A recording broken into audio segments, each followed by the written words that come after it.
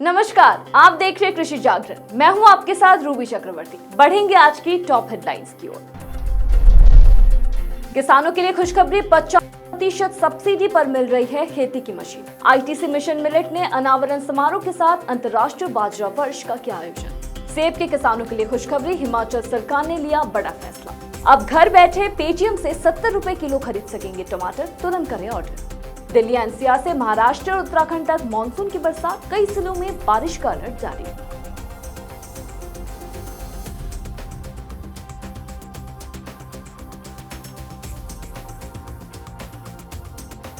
बढ़ेंगे खबरों की ओर। खेती किसानी में नई नई टेक्नोलॉजी आने से किसानों के लिए फसलों की बुआई से लेकर कटाई तक का काम आसान हुआ है। खेती की लागत कम करने और आय बढ़ाने की दिशा में हरियाणा सरकार ने बड़ा फैसला किया है। राज्य सरकार किसानों को आधी कीमत पर नए कृषि यंत्र खरीदने का मौका दे रही है। फसल अवशेष प्रबंधन के लिए कृषि यंत्रों पर हरियाणा सरकार 50% सब्सिडी देगी। इसके लिए राज्य सरकार ने आवेदन मांगे हैं। फसल अवशेष प्रबंधन के लिए कृषि यंत्रों पर हरियाणा सरकार 50% का अनुदान देगी। व्यक्तिगत श्रेणी में 50% सब्सिडी मिलेगी।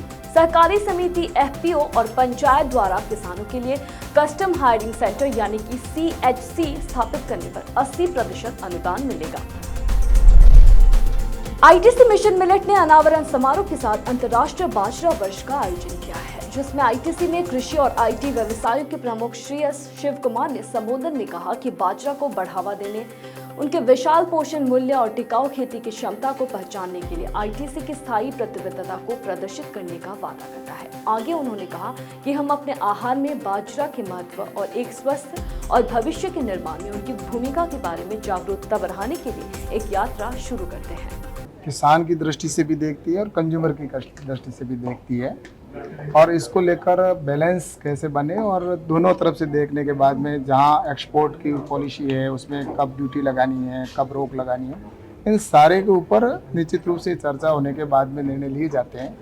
और सरकार की ओर से निश्चित रूप से जो आज प्रयास किए जा रहे हैं, आज किसानों को भी उसमें इनकम बढ़ रही है और किसान को भी लाभ हो रहा है, और सरकार की ओर से जो श्री अन्न है आज पूरे विश्व के अंदर पहुंचा है। इसके सभी जगह पर जहां भी किसान का अगर ओलावृष्टि से या सूखा पड़ने से या किसी प्रकार से अगर उसका किसान का नुकसान होता है तो उसके लिए SDRF फंड का प्रावधान किया हुआ है, जो राज्यों को हम पहले ही उनको उपलब्ध करवा देते हैं।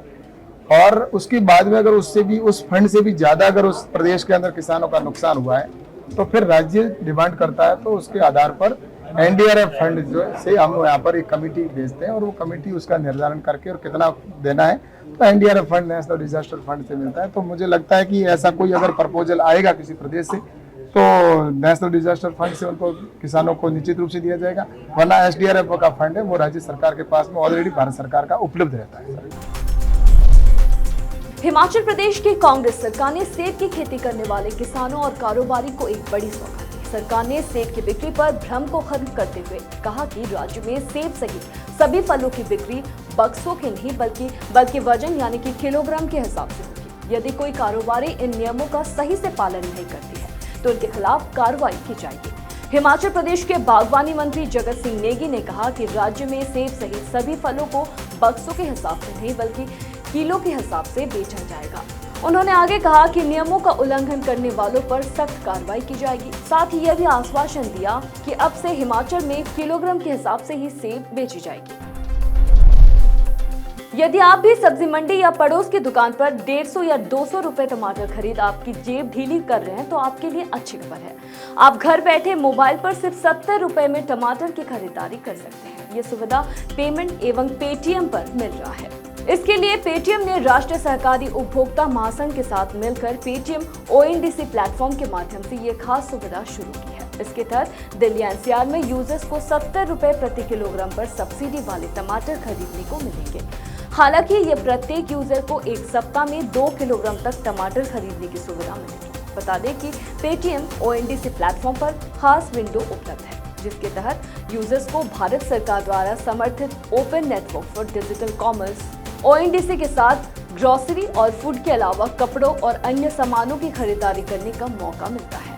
बेंगलुरु में शुरुआत के बाद से ONDC ने दिल्ली NCR, मुंबई, कोलकाता, चेन्नई, कांचीपुरम, हैदराबाद, बागालकोट, और लखनऊ सहित विभिन्न शहरों में अपनी उपस्थिति का विस्तार किया है।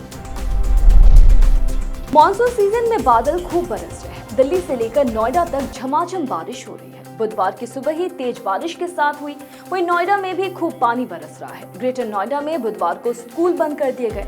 वहीं मुंबई की 7 झीलों में से तानसा झील ओवरफ्लो हो गई है। भारत मौसम विभाग के अनुसार यानी कि IMD के अनुसार 26 जुलाई तक पश्चिमी तट पर 25 से 27 जुलाई के दौरान तेलंगाना और आंध्र प्रदेश में बहुत भारी वर्षा होने की संभावना है। अगर वही राष्ट्रीय राजधानी दिल्ली की बात करें तो दिल्ली में बीते कुछ दिनों से उमस भरी गर्मी से लोगों की मुश्किलें लगातार बढ़ती जा रही है। ऐसे में अनुमान है कि दिल्ली में कुछ दिनों तक गर्मी का ये दौर जारी रहेगा। मौसम विभाग के मुताबिक आज दिल्ली में तापमान की बात करें तो आज न्यूनतम तापमान 30 डिग्री सेल्सियस और अधिकतम तापमान 36 डिग्री सेल्सियस तक दर्ज किया जा सकता है। वही IMD का ये भी पूर्वानुमान है कि आज दिल्ली के ज्यादातर हिस्सों में हवा की रफ्तार 13 किलोमीटर प्रति घंटा रह सकती है।